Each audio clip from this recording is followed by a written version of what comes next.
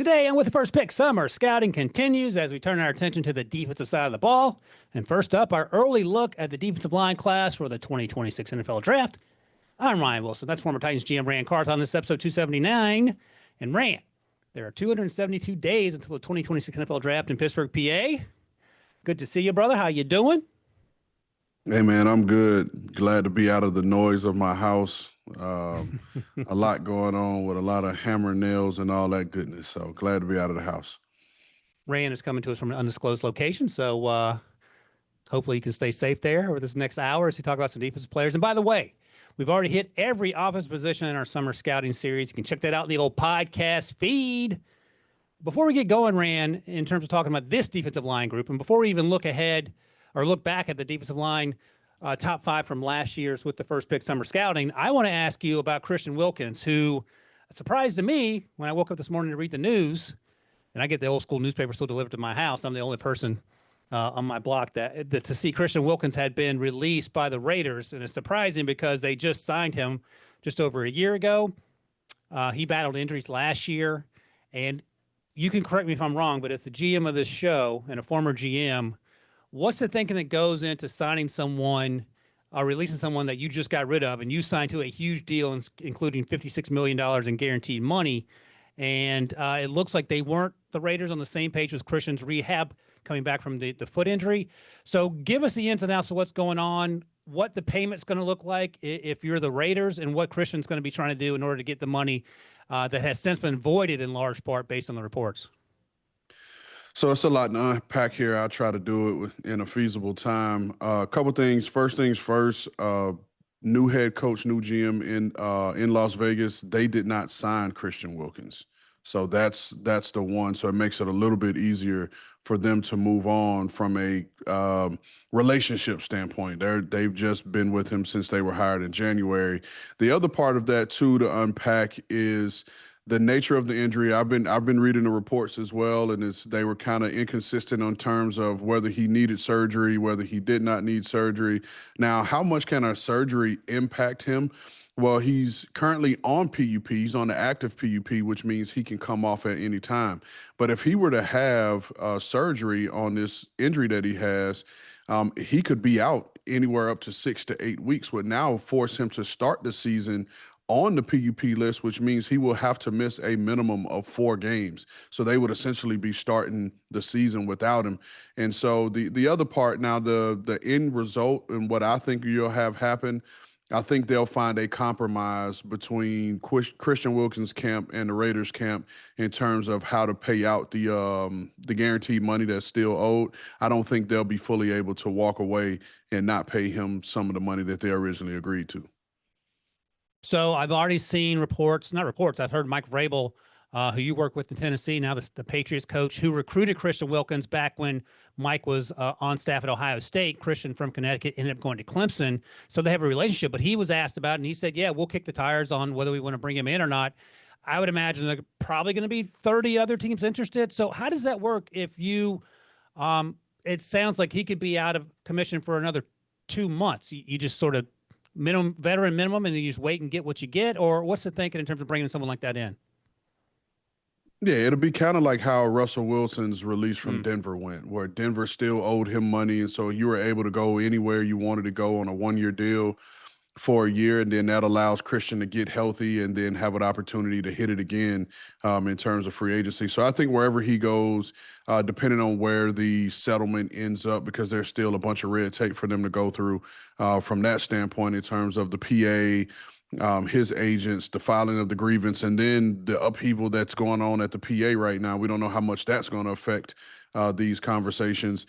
So you'll probably expect to see him around that vet minimum range with the opportunity on a 1-year deal with the opportunity to hit it again when he's healthy next year. All right, let's go from former first-round pick in 2019, Christen Wilkins, to our top 5 from last summer consensus with the first pick defensive line rankings. And we'll kick the tires on these guys real quick before we look ahead. Number 1 on our list turned out to be the first defensive lineman taken, Mason Graham, 5th overall pick, obviously traded down, went to the Browns, and part of that trade down there. Deion Walker, I still love Deion Walker, was a 4th round pick. He was banged up for much of last season, didn't look like he did in 2020, 3 on tape. He landed in Buffalo, and I think it's a great spot for him. Tyleik Williams ended up being a first-round pick, 28th overall at Ohio State. Dante Corleone returned to school, and you and I joked that it feels like Dante's been in school for 9 or 10 years now. He's probably working on his PhD. He's been in college so long. But he's going to be a person we're going to talk about during this draft cycle. And, of course, Kenneth Grant made the cut, ended up being 13th overall pick. He and Mason Graham dominated in Michigan on defense last year. So not a bad haul. I'm pretty impressed with the names we got in the mix there. And I'll let you, like I always do. You want to give a grade to that group of folks? No, it's another high ranking. I mean, at minimum, it's a A. If you want to be critical, it's a B plus. I was a big Tyleik Williams fan. I had him highly rated for myself. And like you said, with Dante Corleone, you just felt like I've been watching him since 2022. I know I have in my notes, I got grades from the last 3 years. So, and then Deion Walker, I think if he's healthy and is not dealing with a back issue, he goes much higher than he will. But I think we'll be talking about, I'll be using another Deion Walker here reference here very shortly. Oh, I got one too. I was going to say I got a Deion Walker. Look at those eyes. You see those eyes? This is right. He just saw something scary. All right, let's look at Rand's list, and we'll compare it to my list in terms of our top 5. And Rand did extra homework here. He did more than top 5 for the 2026 class. And as Rand, as you noted over text, we are in agreement more so in this position group than any other we've talked about thus far. Both of us had Peter Woods number 1. And that felt pretty easy. Caleb Banks, you got me onto Caleb Banks, and he was a lot of fun to watch out of your alma mater, University of Florida. Christen Miller out of Georgia is number 3 for us. Darrell Jackson is 4 for me and 5 for you.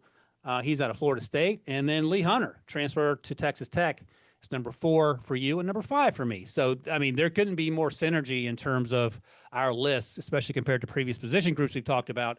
So let's get into it here. First up, Darrell Jackson Jr., Florida State, 22 years old, 6'5", 341. That's verified. So explain to me the difference between verified and not verified in terms of these numbers here, unofficial. Verified means a scout's been to the school and talked to someone? Yeah, so verified is a scout has been in the school and has measured themselves, and whether that's with the Blesto Scouting Service or the National Scouting Service, and the National Scouting Service is what puts on the combine every year. So they have their scouts that go through the schools and measure all these guys themselves. So that's where you get the verified numbers, and the estimated is what the media guide puts out. Gotcha. And the estimated are almost never the verified. Unless you're talking about the kicker. Sometimes I think they even lie about the kicker and the punter, their heights and weights. 6'5", 341 verified. He plays everywhere from over the center, and he'll play just inside the tackle there, 4I. Started at Maryland, played at the U. He's been at FSU the last 3 seasons. Also played at the same high school as Josh Farmer, a draft pick last year out of Florida State, who was a lot of fun to watch, made his way to the Senior Bowl. And he was on Bruce Feldman's freak list in 2024. We'll see where he ends up in 2025, Darrell Jackson Jr. And here's the thing. Thick, athletic build, moves well laterally and moves well with purpose. High motor player who can collapse the pocket with sheer power versus interior offensive lineman. And I thought he was surprisingly quick for his size. And even when he lines up over the tackle, I thought he could take offensive tackles for a ride, too, with the bull rush. What were your thoughts on Jackson Jr. based on what you saw last week? Man, it's a lot. It's a lot in this dude. It's a lot in this dude's body, and this is where my Deion Walker comparison comes in, because they remind me a lot of each other. I think there's just so much in his body, but you just have to try to get it out. There are lapses where this guy doesn't show it to you, but man, those flashes that he shows in terms of his raw strength and power, I think if he just becomes decisive as a player and just makes up in his mind and he just wants to overwhelm people with power, he'll be virtually unblockable. Even as a pass rusher, he's not going to get on edges and win with moves. But if he just uses his length and long arm guys, man, he's a dominant force up front and just hard to move. So I had him as a day 2 pick right now, and I like to be optimistic during summer scouting. Is that too rich for you, or what are you feeling about his draft range, 272 days from now? No, I like him as a day 2 pick. The only thing I'll say is this, and I know we got to get ready to go to break, but he's a 5th-year senior, and that's always a quagmire for me. He's a 5th-year senior, so how much better is he really going to get? But I do still see him as a good day 2 pick. All right, well, let me ask you this, and we'll have more of these conversations as we get through this. 30 defensive linemen were drafted last year. Went back and looked, and it was pretty evenly distributed between rounds 1 through 6. Even 3 of these defensive linemen went in round 7. As we rank these guys, and Peter Woods is our number 1, how high would he gone in last year's class that included Mason Graham, Kenneth Grant, Walter Nolan, Derek Harmon, and Tyleek Williams were all first-round picks? I think Peter Woods was still going 1.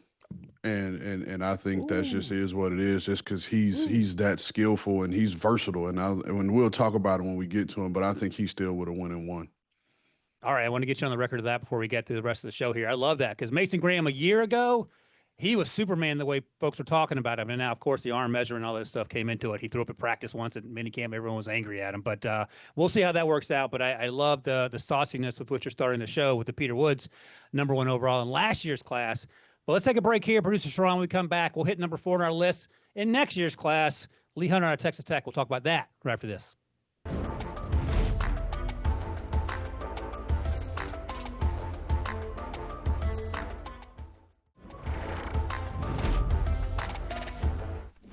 All right, Rand, we're back. I spent the break trying to fix my focus issues. I don't think I got it, but that's all right. We can better look at your handsome face as opposed to my handsome. Maybe blurry is better for me and tack sharp is better for you.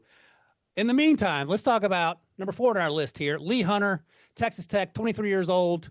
I have some more verified numbers for you. 6'3", 330 pounds. Plays over the center. Can play all the way to 3 technique. Auburn in 21. UCF 22 to 24, and now he's going to be at Texas Tech for his first year here. I thought he had surprising wiggle off the snap for someone that size. Wins with power. Thought he had good hands, quick feet.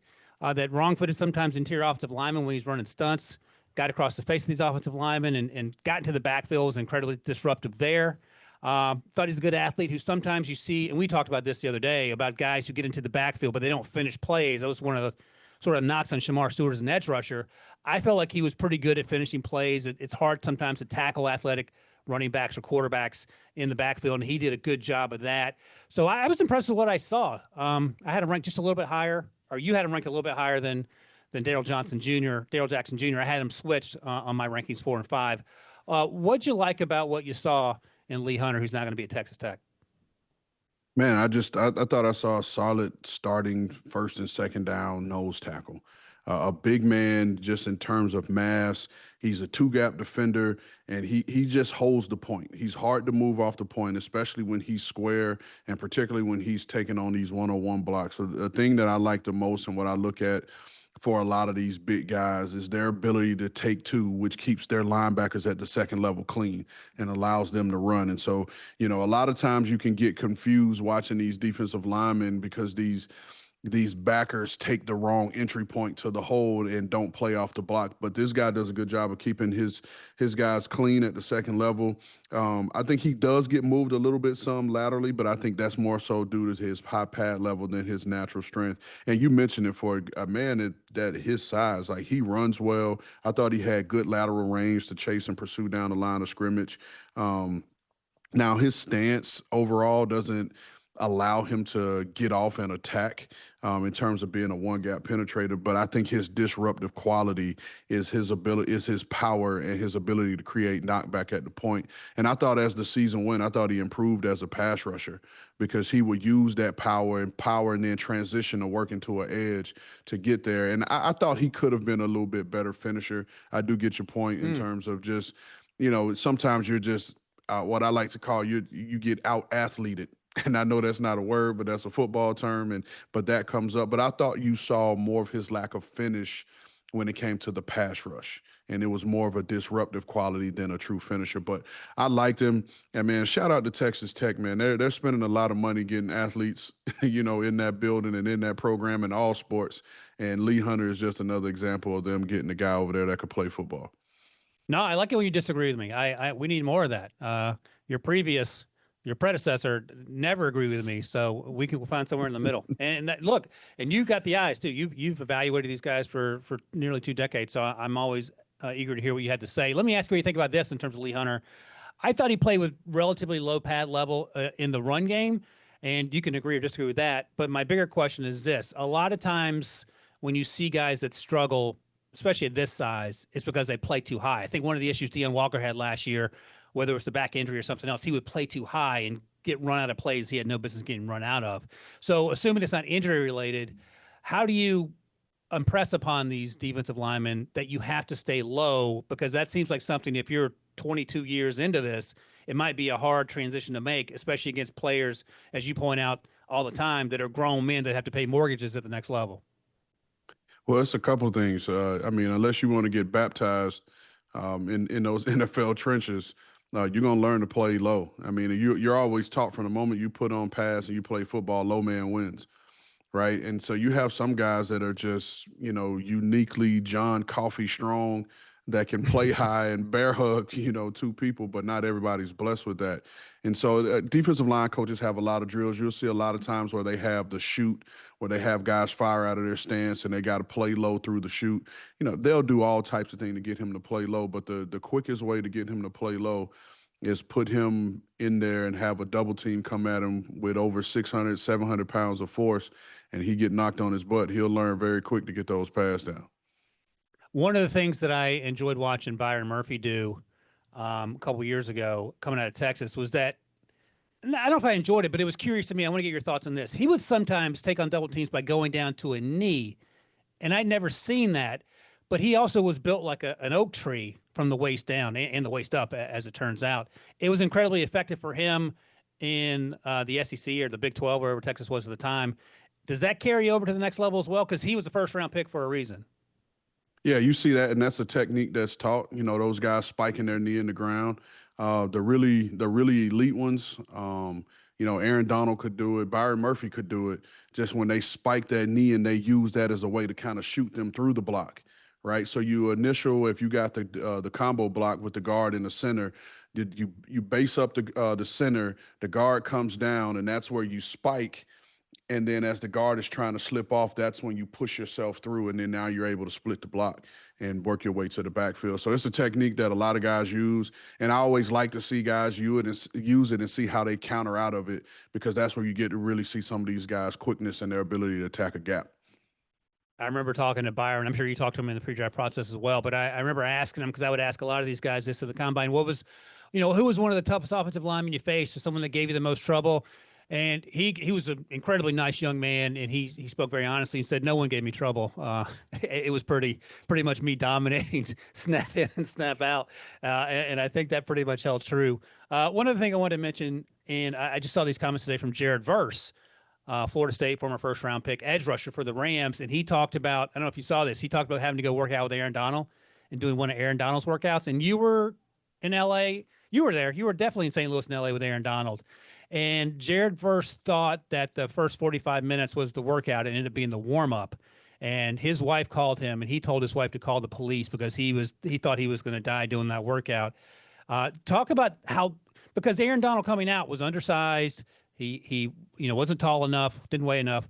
Talk about the importance of doing what Aaron Donald does to go from being a top 100 pick to being a future Hall of Famer, because he is truly special in a land full of truly special people that play that position. Well, I can tell you, when I was first given the assignment to watch Aaron Donald, and I heard someone say, oh, this guy's going to be the next Warren Sapp. And to me, when the guys come in with that type of praise, I immediately just I was like, oh, okay, let me just watch this guy to throw him away. And so the first game, I was like, let me just watch him. Let me watch him against Florida State. They'll run his little butt up out the club, and, it'll be over. Didn't happen.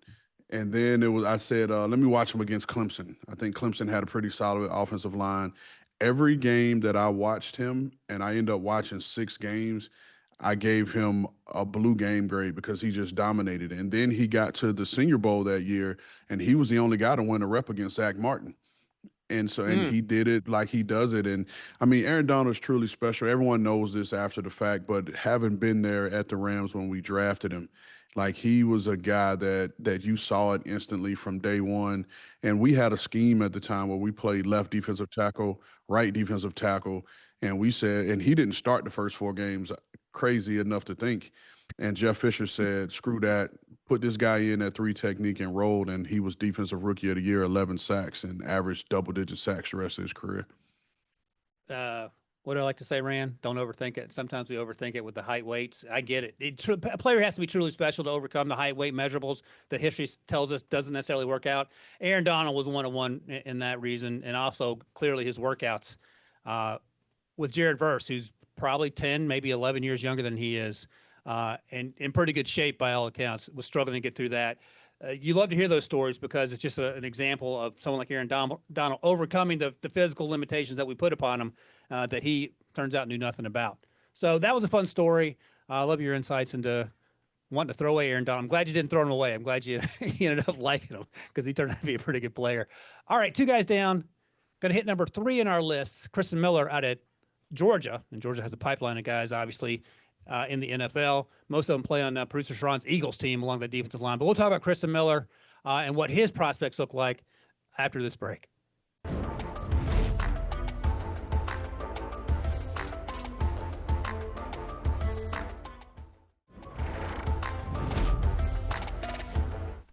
All right, Ran, let's make our way down to Athens, Georgia. Christen Miller, University of Georgia, played on, it doesn't really matter the year, the last 5 or 6 or 7 years. It's going to be a dominating defense at Georgia. Of course, they had Malachi Starks drafted. We know about that. Christen Miller is going to be the next one in a long line of great Georgia players get drafted. The only question becomes how high. He was number 3 on my list, number 3 on your list. Unverified, 6'4", 305. So he's a little lighter than the guys we've talked about here. Also plays over the center, but he can play all the way out to 7 technique on the outside of the tackle. And they were versatile in terms of the way they used him at Georgia. Thought he played with active hands, played with low pad level, which is something we just talked about. He's disruptive both as a run and a passer. I thought he had surprisingly quick get off, shoots the gap with that athleticism. So I'll ask you, when you're looking at these defensive linemen, whether they're going to be 305 or north of 330, 6'4", 305 unofficially, what are you looking for specifically in terms of the scheme that you want him to fit into? Well, again, I think to use what you just said, you said what scheme, and I think it's really based off of what you do, right? So if you're running a 3-4 defense and he's 6'4", 305 or whatever we said the numbers were, you want to see a guy that can probably play a little bit down the line in terms of versatility. Personally, that's what one of the first things I said he is a first and second down versatile defensive lineman. And you hit it, and my next note was he can play from the 5 to the 7 on base downs. And so that's where I saw him. I didn't know what to expect, honestly, watching him, because they had Stackhouse and Brinson last year, and so I was like, hey, how much are we going to actually see this guy? But he jumped off the tape, and I thought he was tough to move off the spot. And I thought he could also create knockback in the run game. Now, the earlier tape you watch, you saw him try to out-athlete a block, to use that term again, and he favored trying to use his arm over every time and quick swim. But in the later games, you saw him press blocks more, and then he used his strength and his good grip strength, to stack and shed blocks. And you see that a lot with these young defensive linemen, and particularly young guys who are trying to make an impact when they get in the game. We had that very early in Michael Brocker's career. We're talking a 6'5", 325-pound guy that tried to match Aaron Donald's quickness next to him and attack gaps, and was like, no, you are a big man, you press blocks, and you create knockback. And once he started embracing that, he became a dominant player up front. And so I like to see that growth in Christen Miller that he showed from the earlier part of the season, trying to out-athlete blocks, trying to attack gaps, trying to force himself to make a play, to using his natural skill set and becoming a guy that pressed blocks and recreated the line of scrimmage. So, and I also thought, for a guy that's 300-plus pounds, man, he played really hard. He had a good motor. He had a good effort, and he chased the ball. He ran out of the stack, and those are things that you like to see when you turn on the tape. Because if a lot of times, those corners or those edge defender, whoever setting the edge, will force the action back to the stack. And that's, as a former ball carrier, that's one of the things you're looking for as you break to the perimeter and you're forced to cut back inside. They'll tell you, don't keep cutting back across the middle. And so you're looking for these guys running out of the stack, and good things happen when you run to the football. So it was encouraging to see Christen Miller do that. Hey, let me ask you this. So at Tennessee, you drafted Tavondre Sweat in the second round, and he is not 305. He is probably closer to 350. Is that fair to say? Is that being polite? That's very polite. but he plays next to Jeffrey Simmons, who is closer to Christen Miller's frame at 6'4", 305-ish. Would you have been comfortable taking someone Jeffrey Simmons' size had he been available that you liked in the second round there instead of Tavondre? Had Tavondre already been taken or whatnot? My question is basically, are you okay having guys of similar size, or do you like the idea of having a first and second down enforcer and Tavondre Sweat next to Jeffrey Simmons, who is quick twitch? Well, here's the funny thing. And yes, Jeffrey Simmons is very quick twitch. He's a 3 technique. But Jeff, if Jeff is 305, that means he just got sick and he lost a ton of weight. Because Jeff in and of himself is a 325-pound man that's just moving like that. Okay, there you go. But yeah, I would have been comfortable because we were considering other defensive linemen there that were significantly smaller than Sweat, but Sweat was the perfect guy to match with a Jeffrey Simmons. And let's not get it confused. And there's the clip out there. I can't remember off the top of my head which game it was, but Big Sweat forcing a fumble, stripping the guy from the ball. I want to say it was Cincinnati, and him running with the football. You kind of saw his athleticism, and even for a 350-plus pound person, there we go. you saw him move with the ball. And even if you go back and look at this tape at Texas, in their offensive goal line stuff, they would put him and Byron Murphy in the backfield and even put Sweat at tight end. So these big men have athleticism and they can move, and you love to see it. But going back to Christen Miller, I was thoroughly surprised, and I'm excited to watch him play this year just because he's going to have more time on task and he'll get more reps that Brinson and Stackhouse were getting last year. He'll be the featured guy, and I think he'll put up significantly better numbers in 2025. And that's the other thing we should talk about a lot, especially with Alabama players, in that if you stay at Alabama, and I know things have changed with NIL, but you're willing to sit behind every single 5-star in front of you and you don't get to play until your junior year, significant snaps. I think you can take something away in terms of being what it means to be a teammate and to buy in and all those other things.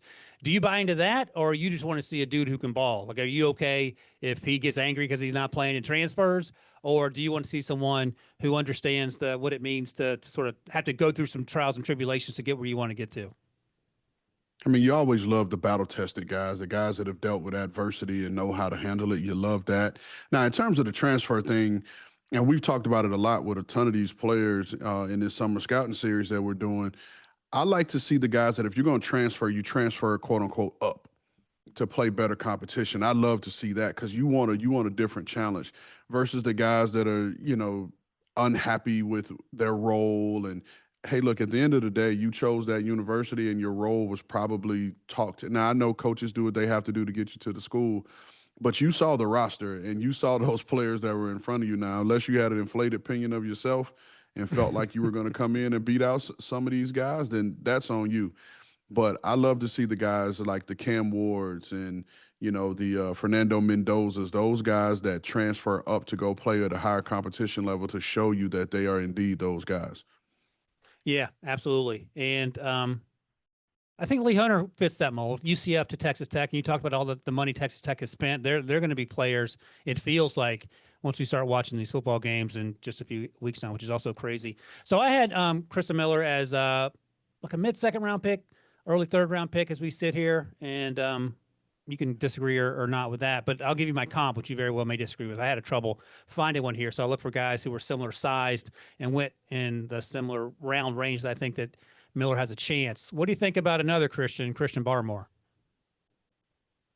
I say Miller is more athletic than than Christian Barmore. I think their styles are similar, but I think Barmore was more of a physical, presence than Christen Miller's probably shown. And that's not to knock Christen Miller's physicality and presence, but I would have to go back and throw on some tape of Barmore when he came out, because I like Barmore a lot. I had him as a starter level player in the league when he came out, but I just need to refresh on that one. So I won't kill you quite yet. Okay, no, I like that, because this means the farther I go back, the less you remember about the player, the more inclined you'll be to agree with the comp. So I got it figured out now, because and look, I'll be honest, I have to go back and watch these guys we're talking about today because I watched them back in May and I've already forgotten about them. But that was a fun exercise as well. All right, Ran, 3 guys down. Actually, quickly, second round range for Miller? Yeah, second round range, day 2. Okay, perfect. All right, 3 guys down, 2 guys to go. Next up, we're going to head to Gainesville, Florida, the home of Ran Carthon, where producer Sharon, you may not know this, but there's a statue out front of Ran running over that Florida State guy whose name I can't remember right now. That game back in 2003. We'll talk about Caleb Banks. And this, you can think about this over the break. This is my Deion Walker comp. Caleb Banks, I want to hear what you think about that because he was high-waisted. So let's talk about Caleb Banks, Florida defensive lineman, right after this break.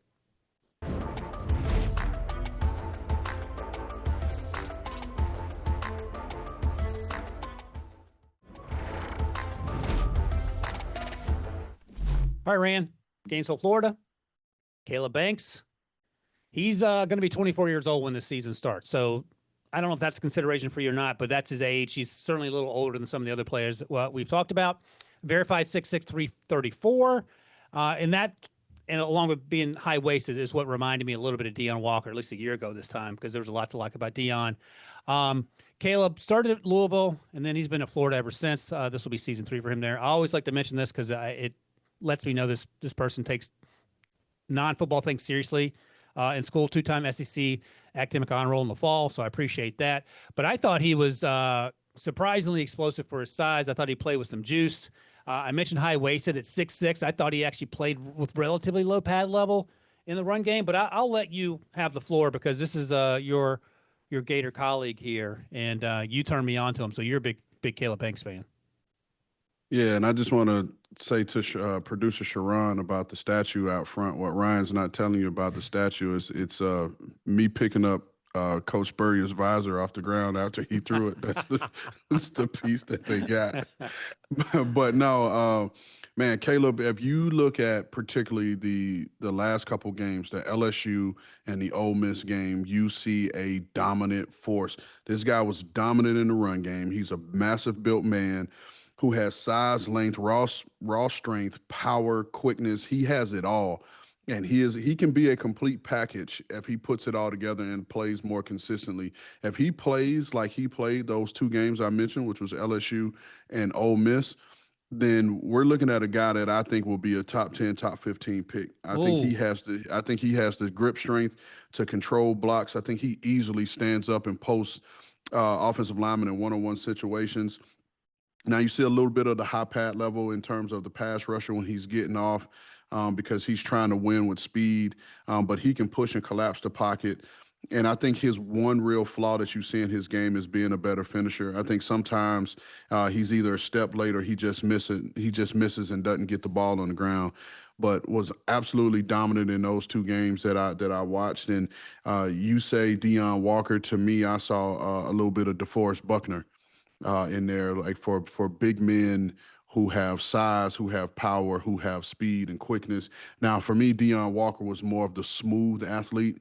You could see a little bit of basketball in Deion Walker's game, just the smoothness and fluidity of it. I didn't see a twitchy, explosive, just powerful guy that had pop. All those things I just mentioned, like Caleb Banks has it. He has pop. Mm-hmm. He has twitch. You can see the strength in his body when he moves. So my comp for him, if he maximizes what he is and what he has in his body, is more DeForest Buckner. So it sounds like I don't want to speak for you, so you can let me know. But it sounds like I like to think about other players that have come through the program that play similar positions. Last year, Cam Jackson, I liked a lot. He was at the Senior Bowl. He ended up being a day 3 pick. A few years ago, when Anthony Richardson was coming out and you were at that pro day, you saw Jervon Dexter work out. And I thought Jervon had a chance to be special. He was just inconsistent. In terms of the sheer physical tools, how would you rank Dexter versus your guy Caleb? I think Caleb has more. I think Caleb has more, and the size is probably similar, but I think Caleb Banks is a better athlete. I thought he was more twitchy. The issue I had with Jervon Dexter when he came out, he played so far off the ball, right? He didn't squeeze the ball. He didn't take up space between him and the offensive lineman, which initially, if you're playing 2 yards off the ball, then that instantly allows the offensive lineman to meet you on your side of the ball, and it's hard for you to recreate the line of scrimmage there. So I had a little bit of issue, and I even tried to do some digging to see if that was a part of the scheme that they were running at the time, or if that was self-imposed, and felt like it was more self-imposed as to the scheme. But again, and I'll say it again, if you can't watch the LSU and Ole Miss game and not feel like you see a dominant player, which is why I even reached out to you when I did, and our relationship has grown to the point in my time here in that we talk a lot. And it's like, hey, man, have you seen this guy? Hey, you probably need to watch this guy because this guy's good. This guy can ball. And this was one of the guys I was excited to call you and ask you, have you seen him, to make sure that you saw him. But again, with Caleb Banks and the guy we're going to talk to after the break, you could potentially see two interior defensive linemen go in the top 15 this year. I really believe that. And if I was ranking, and again, maybe I'm crazy. Maybe that's why I'm sitting here talking to you on CBS and not from Ascension St. Thomas Sports Park. But I think these top two defensive linemen are the top two in the entire defensive line class, which includes the edge guys. That's crazy. So you love these two guys, but do you think this group overall along the defensive line, not including edge, is deeper or less deep than last spring's guys that got drafted? 30 guys got drafted in the first 7 rounds. I think it's probably, from what I've seen, it's a little less because I think last year's class had, more high-end guys. Like, we knew the Kenneth Grants, we knew the Mason Grahams. And again, some people are hit or miss on Tyleik Williams. I really like Tyleik Williams. And then you had Walter Nolan. And so you had that was just 4 or 5 guys right there in the first round at the interior defensive line position. I don't see 5 first-round picks out of this group that I've seen so far. Now, there'll be someone that's going to come out of nowhere and make a name for themselves, and, we'll see what happens.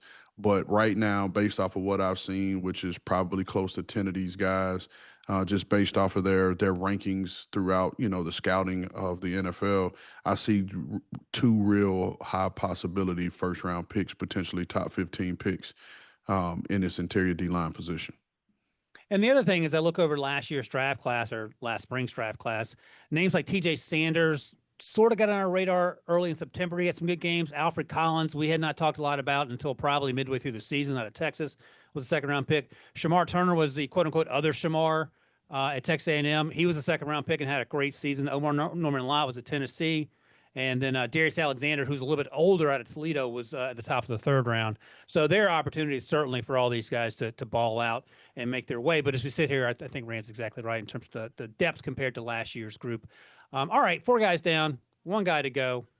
Peter Woods, consensus, best player along the defensive line. Is he your number 1 overall player that's not a quarterback as we sit here? All right. I can't give that to him yet. Okay. All right, well, we'll talk about Peter Woods, Clemson product, and a long line of Clemson guys that are probably going to get drafted 272 days from now. We'll talk about him right after this break.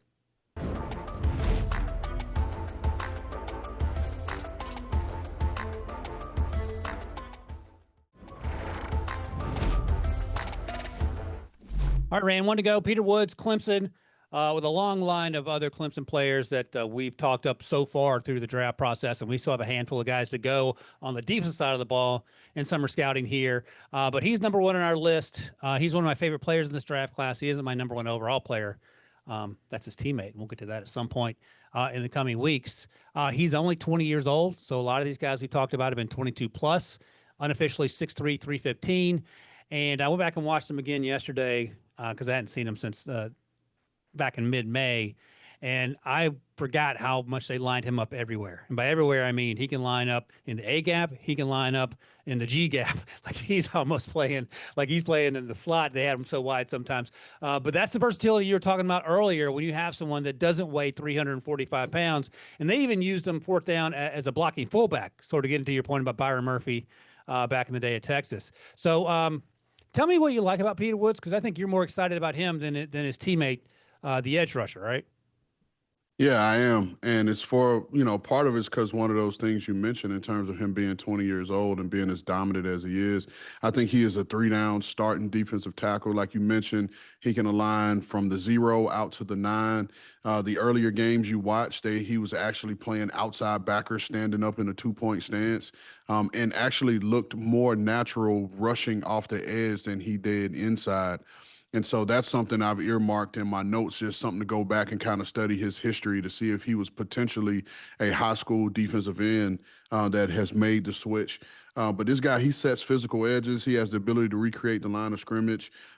He's just a player that can just be dominant whenever he wants to be. He has quickness, he has twitch, he has power that he uses all to help him make plays. Now, the one thing, and again, this is him being young, is him guessing where the ball is going. There are times where he's two gapping. He has the guy posted. He has the lockout, the extension. He's controlling it with his grip strength, but then he'll get caught on the wrong side of the ball, just guessing wrong. And so, I think this is a guy that he was absolutely fun to watch. Probably one of my favorite guys to watch so far. I thought his body type and his play reminded me of Cam Hayward. If you go back and you look at it, neither guy really had to date. Peter Woods doesn't have quote unquote pass rush sack production, but neither did Cam coming out of Ohio State all those years ago. But then he became a really good pass rusher in the NFL. Has recorded several double-digit sack seasons. So reminded me a lot of that. But I think again, we're talking about a 20-year-old kid who's still growing into his grown man body and still has a lot more to develop there. So he's going to be another one of the greats in the long line of Clemson defensive linemen to come out of there. Yeah, and Cam lines up just about everywhere. He doesn't line up in 7 technique very often, just off the top of my head. Usually he's 4-eye or inside, but he's drafted their first round pick in 2011, I believe. So he's done it for a long time at a high level. I have him as a top 15 pick. You okay with that? Yeah, I think he'll go higher, personally. Yeah. Because again, if we're talking, if you're talking Mason Graham and these guys that went in the top 15, last year, I think Peter Woods would get drafted over Kenneth Grant. Kenneth Grant really went 13th. And Walter Nolan was 16th. And I'm not of this. I really liked Mason Graham and I liked him a lot, but I've also felt like he got bumped up because people felt they missed on Braden Fisk, who his game was very comparable to. And I felt like Fisk went in a second. People felt like they missed on him. So I think that kind of bumped, Mason Graham up some because, let's think about it. Mason Graham was also an under 300-pound guy. I don't know if he was 305, and we're talking about a 315-pound guy that's just as athletic, just as quick, and more versatile in terms of his alignment. Yeah, when we saw Mason Graham in person at the Combine, he wasn't as intimidating, I'll say, as Kenneth Grant, for example, just in terms of the physical, getting off the bus part of it. Let me play a little game here. So he wears number 11 like Brian Brzee did. Peter Woods did, and then also the young man we talked about at the top, Christen Wilkins. Rank those 3 defensive linemen coming out of Clemson just on college tape in terms of them, how you like them as they make their way to the NFL. I'd say right now, Christen, Peter, Brzee right now. Okay. And the interesting thing about Brian is that I didn't think he played that well his next to last year in college. He had come off an ACL injury. He had a devastating loss in his family. And I think once he got back to full health and had a little time to process his off-field stuff, he was balling out. I thought he had a really good rookie season for the Saints, and he's been a fun player to watch. So, and when you talk to him, he's a fantastic young man as well. All right. I'll tell you my comp real quick for Peter Woods, and you can laugh at it on the way out of here. And I had a hard time with this because just the versatility, because he lines up everywhere. Mo Wilkerson. No. All right, we got to know. He couldn't even formulate words, producer Sharon. He just shook his head no. All right. Well, we'll leave it at that. All right, guys, that's it. Defensive line in the books. Next week, we're going to take a little break and talk about some burning questions as we look ahead, and then we'll circle back to summer scouting. In the meantime, check out With the First Pick wherever you get your podcast. You can scan that QR code. Check out me and Ran talking summer scouting. As I mentioned, offense is already in the podcast feed, every single position. We will see you guys in the next one.